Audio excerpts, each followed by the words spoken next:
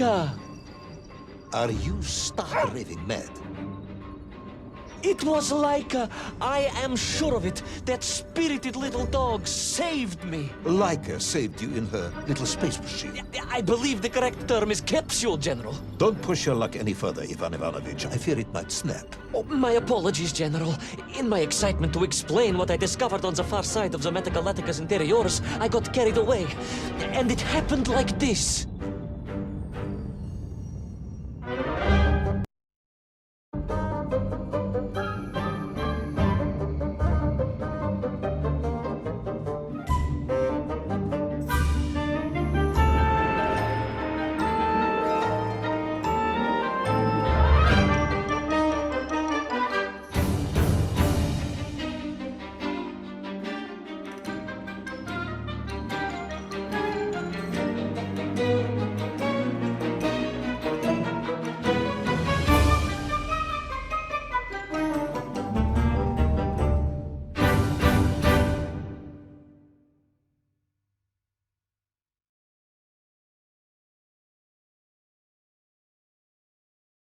A rocky moon.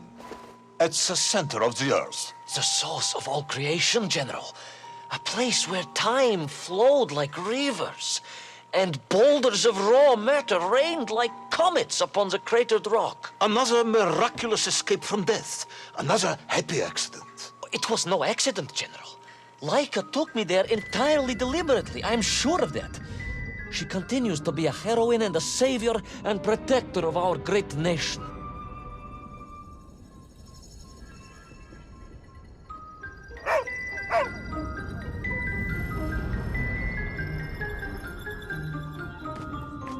Laika died in orbit. No, General, she did not.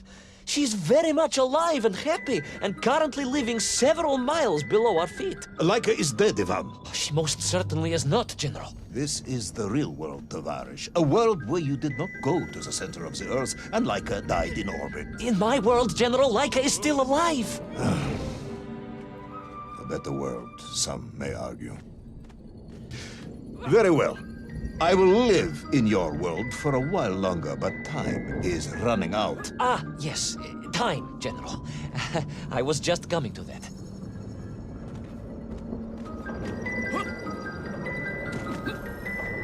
There in the distance it stood, enveloped in a mighty time storm. The world clock, General. The beating heart of all history. The Axis Mundi, the pillar of the world. Not enough to conquer Russia by drilling back to the surface with his magical mind-controlling atomic radio set then. No, General. You see, what if he could fuse little Orpheus directly with the world clock? Then his message would radiate with every tick and every talk. He would not simply be the Tsar. He would be the Tsar of all time, the eternal tyrant. The literal incarnation of everything our glorious revolution stood to overthrow.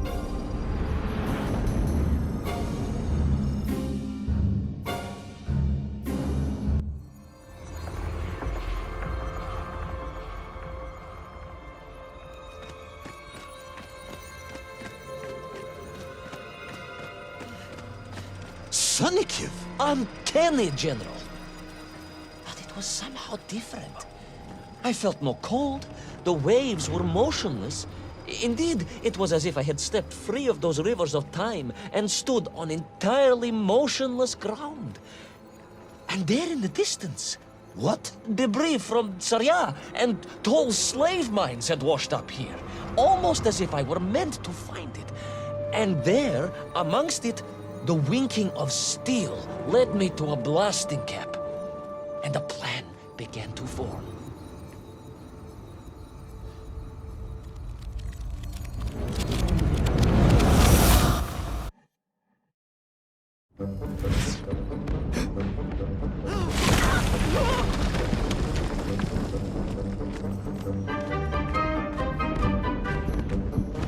The terrain was ferocious. Explosive eruptions of fire and heat.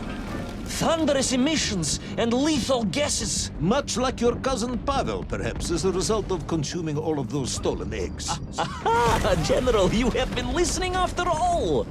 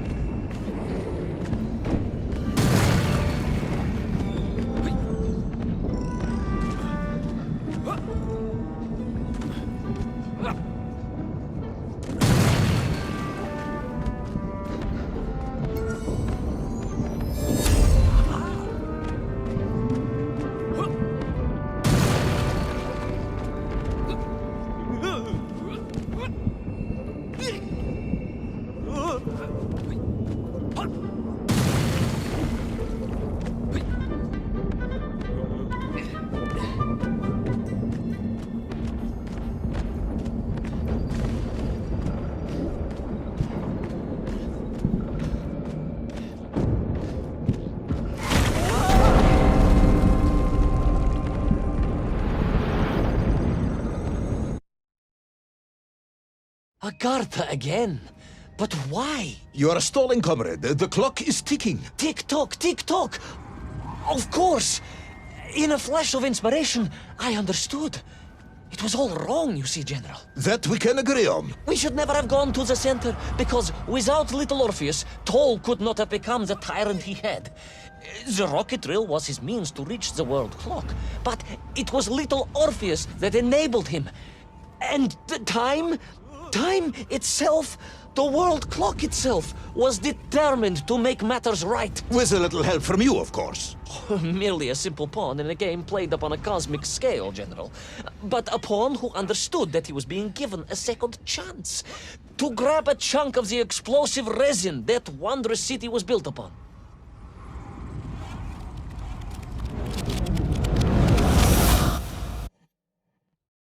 And I was back. The mighty river of time roared past me, carrying the weight of the whole of history with it. Even for you, this is a stretch. Our time is almost up. I have to submit my report within the hour. Time, General. Time was nearly up indeed. That ancient and magical river that carried me along was surely moving inevitably towards some kind of end.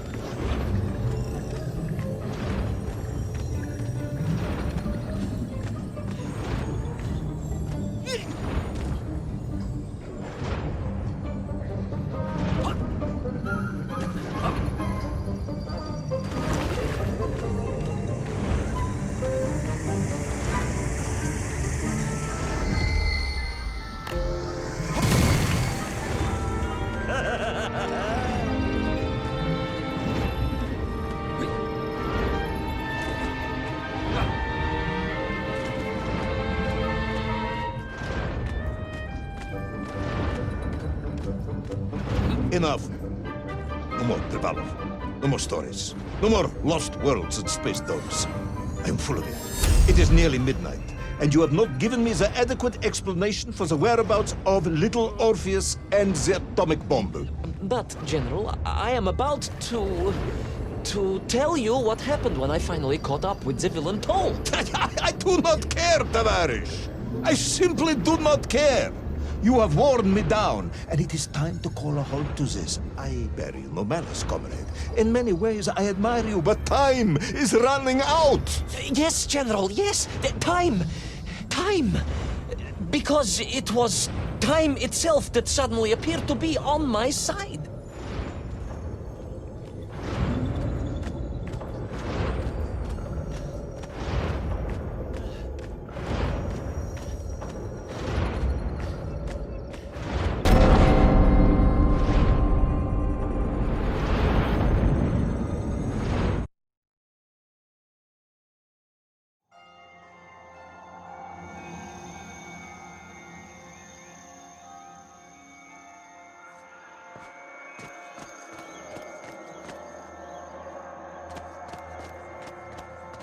Perhaps the world clock was so impressed with your egg-wearing antics it decided to return you to Plutonia for a second attempt. I would strongly suggest you cut to the chase. The chase, yes. The pursuit of Toll and little Orpheus. I stood there with the resin fragment in one hand and the blasting cap in the other, and then, just like that, a clock began to ring. The world clock? No, General, an alarm clock. My Slava alarm clock, in fact, given to me by Auntie Marsha. The one who married the beef investigator. The very same. And the moment I saw that clock, I knew what I had to do.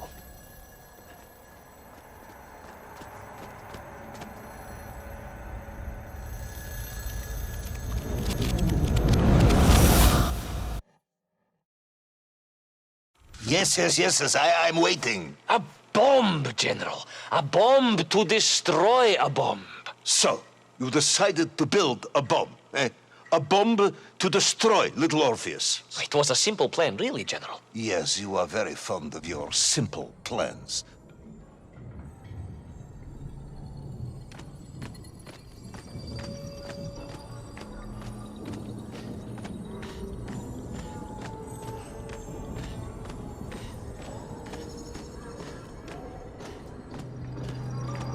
It was the last time I was to see those poor enslaved nymph on my journey. As they scurried in agitation around the base of the rocket drill, now a dreadful weapon of war in the hands of a madman, I was reminded of my mother. Your mother looked like a nymph? That is extremely disrespectful, comrade. No, I meant I was raised by my mother from an early age, of course. My childhood memories of my father were all too brief. You are rambling, Comrade Privalov. Time is running out. Dieni Rezinovi.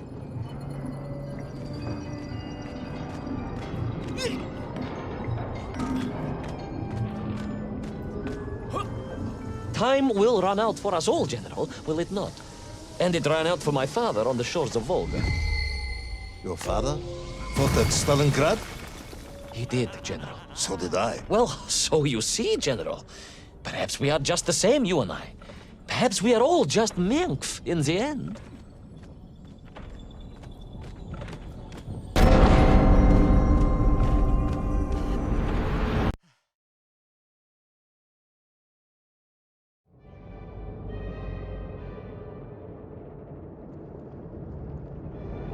What possible use in the construction of a bomb could be found in the belly of a giant whale? Were you perhaps planning on using a worm as a fuse? That would be ridiculous, General. I would hate to undermine your otherwise entirely plausible account. You forget, General. The belly of the beast was full of shipwrecks. And on one of them, I was bound to find what I was looking for. Fuse wire. Comrade, yes, you'd forgotten all about the fuse until I reminded you, hadn't you? General, your cynicism is unbecoming to a man of your rank and stature.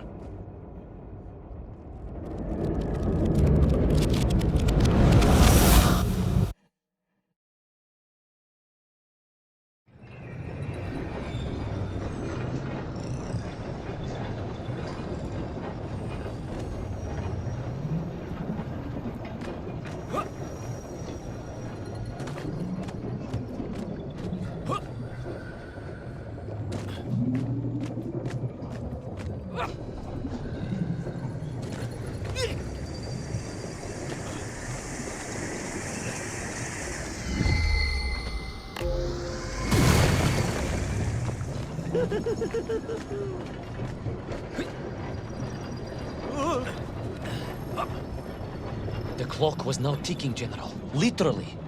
I was surrounded by time, immersed in it, floating along a river of it on a raft made of history, seeking the next moment of opportunity to hurtle backwards amongst those lost worlds. I am a patient man, Tavarish. I lost 3 toes in the winter outside Sharkovskaya in 42. A drunken dentist removed 2 frostbitten toes and 1 perfectly healthy one.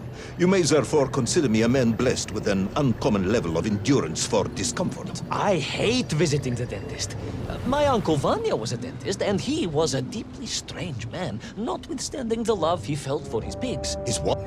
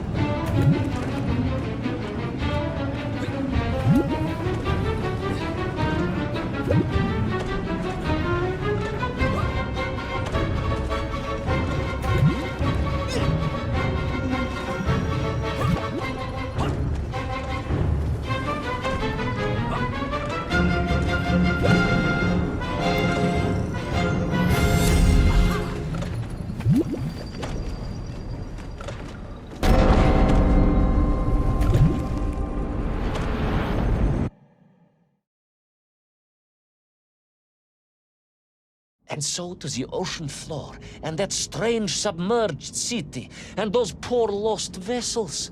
To find a shell case to hold all of my scavenged ingredients, the last piece I needed to construct my bomb. Ah, yes, I have been waiting for this. General? Time, Ivanovich. Whilst you have rambled on and on about it, I have simply bided mine. I am a patient man, as I have said. Yes, I don't feel I paid enough attention to the story about your toes.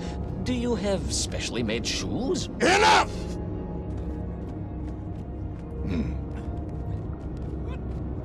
Now I have your full attention. Indulge me, Tavares. Explain to me how you made this bomb. General? Your bomb, comrade, that you so brilliantly constructed to destroy little Orpheus. Tell me how you made it.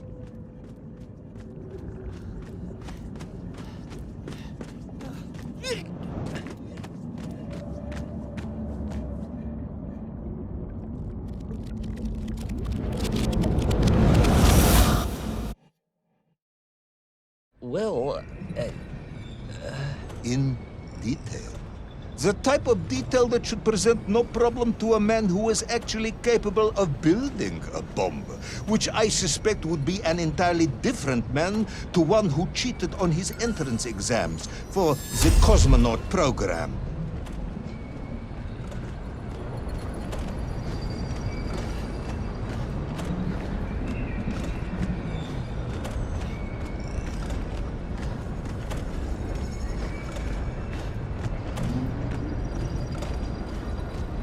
You are uncharacteristically silent, comrade. Cat, got your tongue? if I may, General, perhaps just a minute or two to gather my thoughts? There are precious few minutes left. We have reached our conclusion, I think.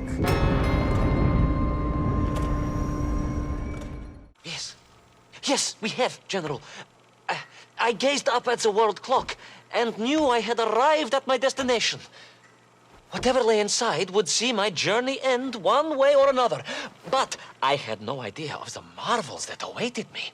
And The bomb, Ivanovich!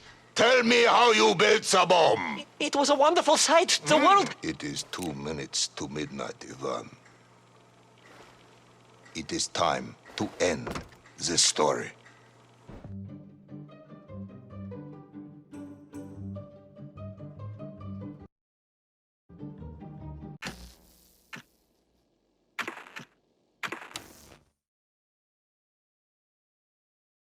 Let us recap. 3 years ago, you were sent to the center of the Earth as part of a top-secret mission to ensure the delivery of little Orpheus, an atomic-powered capsule. You promptly vanished until you casually wandered up to Molodiyozhnaya's station 3 years later, claiming to have saved the world, but lost little Orpheus in the process. Is this correct? Yes, General, it is, but... You are charged with many crimes against the state, including desertion, lying to a superior officer, and sedition. Any one of these charges bears the punishment of execution by firing squad.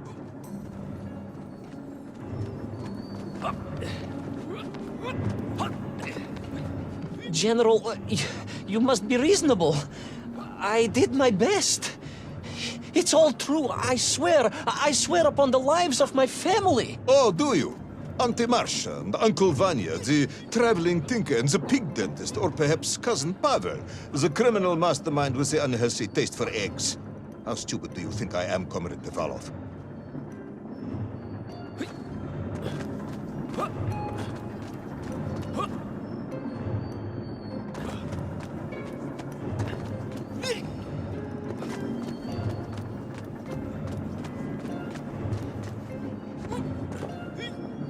Subdayu, it is all true. Maybe your toy maker, or was it watchmaker, Faza, who apparently taught you all he knew, despite being killed when you were less than 5 years old. I was a fast learner?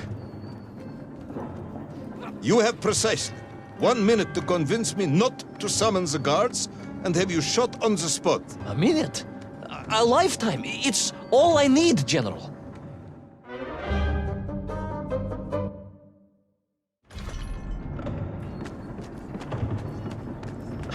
astounded. My father, I told you, I think I told you, he was a toy maker, and he often played with clockwork parts. Tavares. But this made all those childhood wonders pale into insignificance. And it was fortunate indeed that my uncle...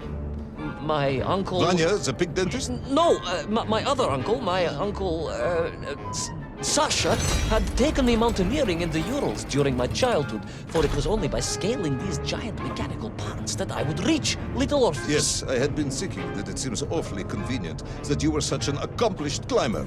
I don't, however, recall any mention of this Uncle Sasha in your file. He was a very private He was man. a very unlikely man. That was Uncle Sasha's blessing and his curse.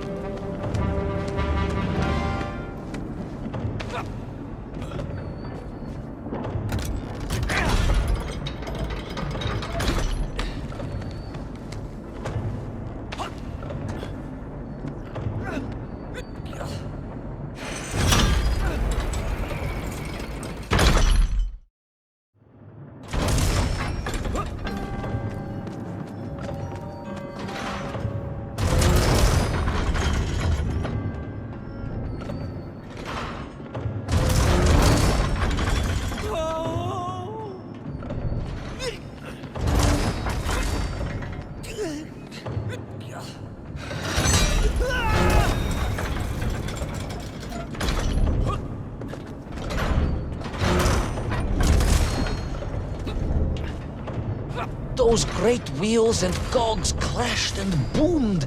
The vast hands of all time crunching forever and ever around. Ivanovich. Pendulums and springs and great big wheels and tiny little wheels. Tavares Privalov, stop! Though at least the Myenk were not here, especially as they seemed to infest the world below the surface. Myenk everywhere. Myenk. Many Myenk for plenty. Myenk. You are babbling, comrade. Enough.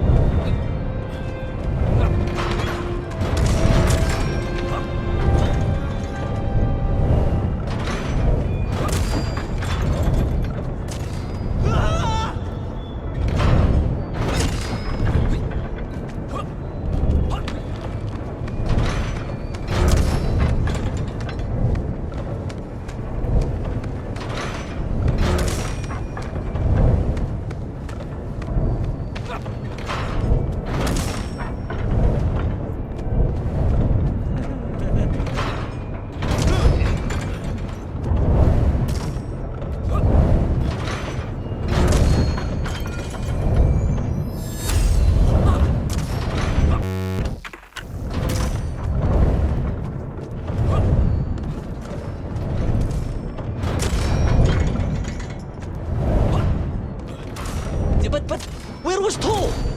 High above. On the clock face, perhaps. With his radios and his crystals. Now, if I could just reach him, I could use the bomb. There is no bomb. You have no idea how to make a bomb.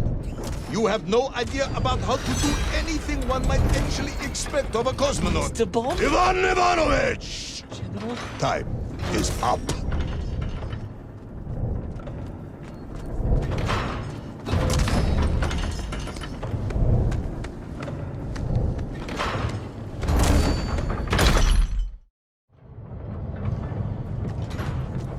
Stop talking, Tavares. You don't know what happens next. It is obvious. You've done Very well. I applaud you for your efforts and your story. It is a wonderful tale, Comrade Privalov. I have enjoyed it immensely. But every story needs an ending. And it is clear yours does not have one.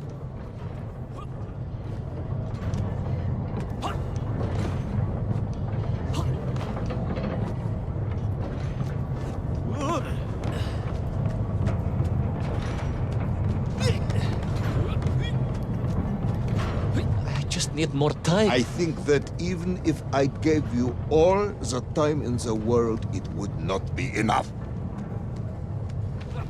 No, General. I can do this. That is, I remember what happens next. I just need to catch my breath and compose myself. We both know how this story ends, comrade.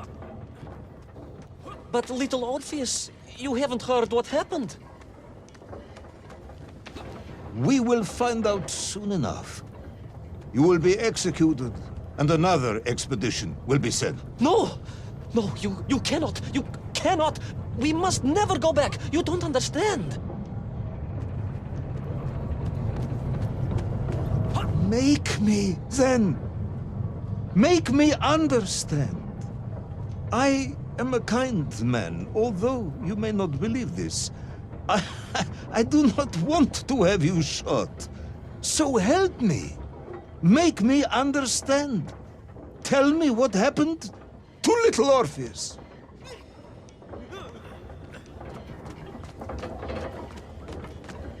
It was... Ivan Ivanovich? It was... It was... No. I'm sorry, General. I'm sorry, I have no idea. You are right. I simply cannot think what happened next. It's just... a blank, General. There's nothing there. I am very tired, you see. Comrade Privalov. Ivan. You're right. It's over, General. Perhaps you would be so kind as to write to my mother for me. Of course I will. You are a kind man, as you have said. And, General... Yes, Ivan. Was it a good story? Oh, yes. It was an excellent story. Thank you, General. I am just sorry I couldn't give you an ending. Unless... General? Quiet, Tovarish. I am thinking. Unless... I seem to remember that there were many problems with little Orpheus during production. General? Problems with the casing around the atomic battery. Concerns. Concerns, General? Yes, concerns. Unlikely though that might be. Yeah, it seems if I remember that it failed to secure properly. A sharp blow could spring the hatch and expose the fragile casing of the bomb to any would-be vandal.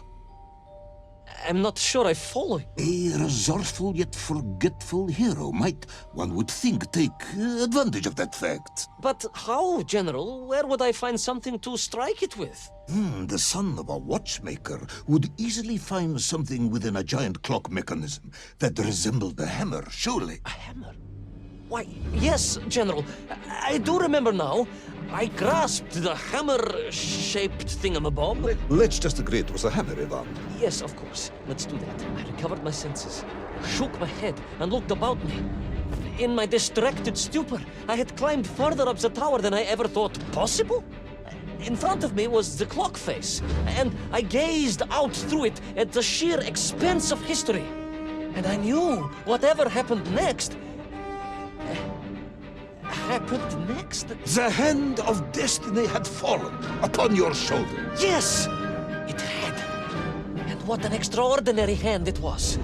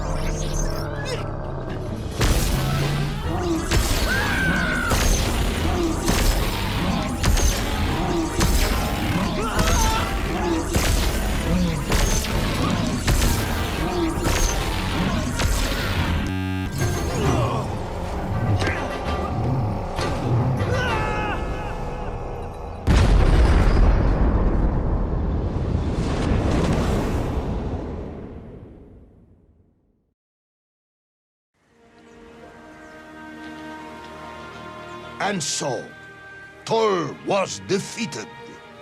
Little Orpheus destroyed, the bomb lost forever. Not just that, General.